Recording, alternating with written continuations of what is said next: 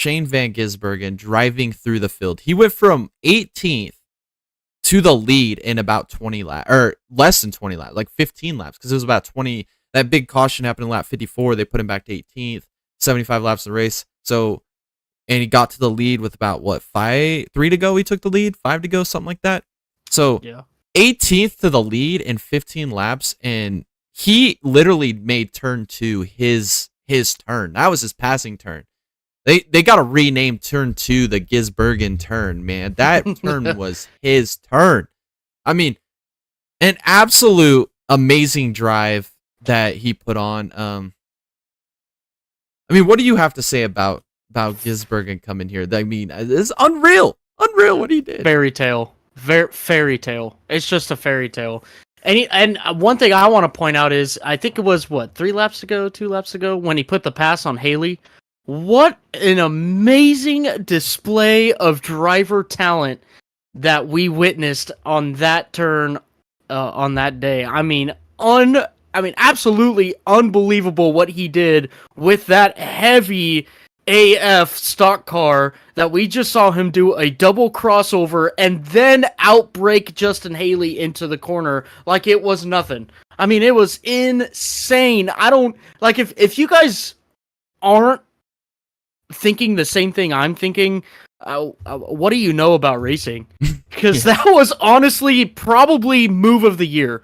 There is nothing else comparable to what Van Gisbergen did there. That was just insane. I mean, we're talking about Pillow and his points lead. That's cool, but what he did on track was freaking amazing. Yeah, I mean, I think we talked about this on several other podcasts. I didn't put him on my fantasy because I didn't want to jinx him. Every time one of these ringers comes in, I mean, especially with Jonathan Davenport, I was so high on Jonathan Davenport. I thought that he was going to do some great things in this car. And I mean, I guess my expectations were a little too high, or my hope was a little too high, but I had nothing expected for Gisbergen. I thought once we got this race going, he was going to get a couple of these restarts, get just used up and abused, and he would just start fading through the field. And I mean, when that sequence happened where he had to come back to pit and all those guys leaped him, and then that big wreck happened, he's back in 18th. I was like, dang, that sucks. He had a top 5 car. He could have easily finished top 5. He's going to be 15th at best at this race, and that just sucks.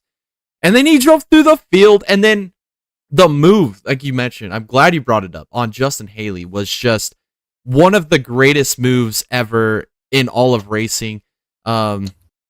It was unreal. I wish Art and Senna was watching that race with me, because that dude would have just been like, just laughing and been like, that is a racing driver, right? That is a man that can do what he needs to do behind the wheel. Because I mean, Art and Senna is one of the only other guys that I would even put in that list of guys that could do what he did in that car. I mean, just insane what he did. And I also do want to shout out Justin Haley here a little bit. I know he was off strategy. I know that he kind of inherited that lead, but his weight, how he managed the lead was just super impressive. I gained a lot of respect for Justin Haley this weekend. And for him not to do what a lot of these younger drivers have been doing anymore, where they just run through people, he raced Gisbergen with a ton of respect. He could have easily, when Gisbergen got past him right there, instead of going to fight back like he did on the outside line, knowing that he wasn't going to be able to make it happen, but putting that effort to do that instead of just driving through the back of Gisbergen like 95% of the other young drivers would have done, I gained a lot of respect for Justin Haley in this race. That the attempt that he made instead of just doing the easy dump and go move was just a lot of respect gained by me. I don't know if you feel the same or not, or yeah, I feel the same. Yeah, that was just a class act move right there. I mean, awesome job. And then he wins his first race in his first start. I mean, part of me wants to see him come back, but another part of me wants him just to retire and be one and done, because this dude's got 100% winning percentage in the Cup Series. He could literally never come back again, and he could be the highest winning percentage of anybody in NASCAR history for life. Like, unreal what this man did. I mean, 60 years since someone's won in their first start? I mean, just absolute insane.